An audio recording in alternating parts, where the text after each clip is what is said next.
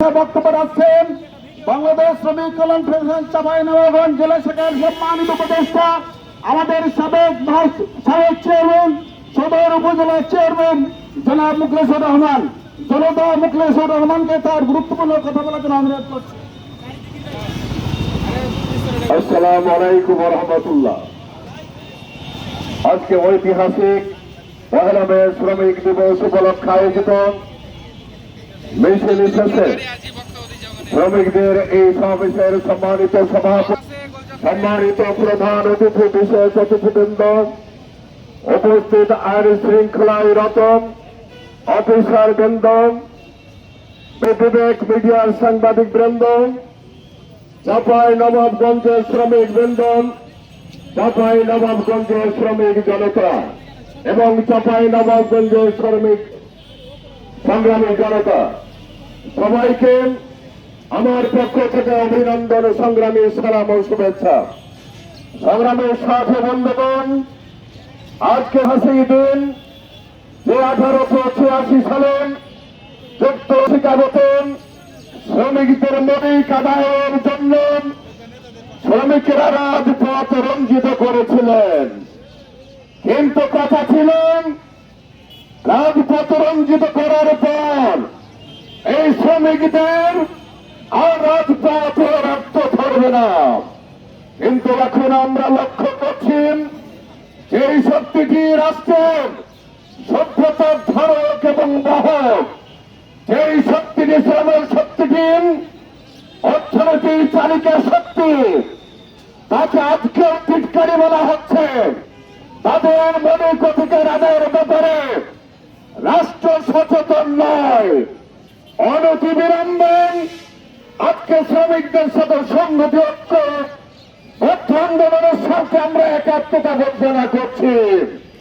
এদের অনতিবিলম্বে সমস্ত মৌলিক অধিকারকে দাবি দাওয়াকে মেনে নেওয়া হোক। আজকে রাষ্ট্রের বিভিন্ন জায়গা থেকে আজকে মিথ্যাচার করা হয়।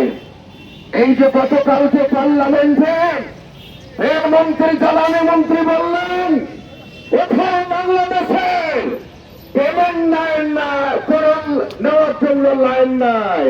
এটা কি সঠিক না বেঠে? সংগ্রামী জনগণ, সাংবাদিক বন্ধ, আপনারা লাইনগুলো কাঠাইয়া দিবেন। একজন জ্বালানি মন্ত্রী এবং বিদ্যুৎ মন্ত্রী বললেন বাংলাদেশের কোথাও লাইন সঠিক নাই।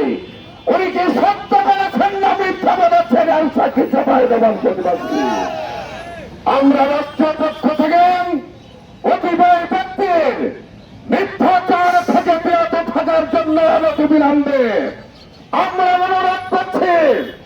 জাতির বিরুদ্ধে এবং জনগণের বিরুদ্ধে বিভেদ সৃষ্টি করা থেকে বিরত থাকার জন্য অনুরোধ করছি।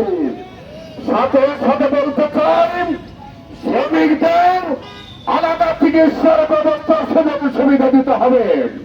তাদের ছেলে মেয়েদের শিক্ষা মৌলিক অধিকারে তাদের সুযোগ সুবিধা দিতে হবে।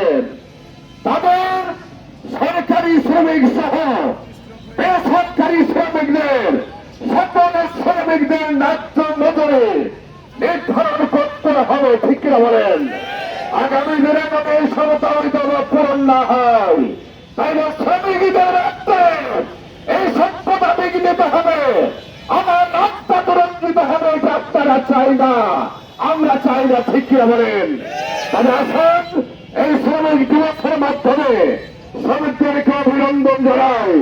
ভালোবাসার সেতুবন্ধনে রচিত হোক, সরকারের বোধগম্য হোক। শ্রমিকদের সমস্ত দাবি দেওয়া আদায় পূরণ করার জন্য এই উদাত্ত আহ্বান জানিয়ে আজকে সবাইকে অভিনন্দন জানিয়ে আমার সংক্ষিপ্ত কথা শেষ করছি। বাংলাদেশ জিন্দাবাদ, শ্রমিক দিবস জিন্দাবাদ, শ্রমিক কল্যাণ ফেডারেশন জিন্দাবাদ।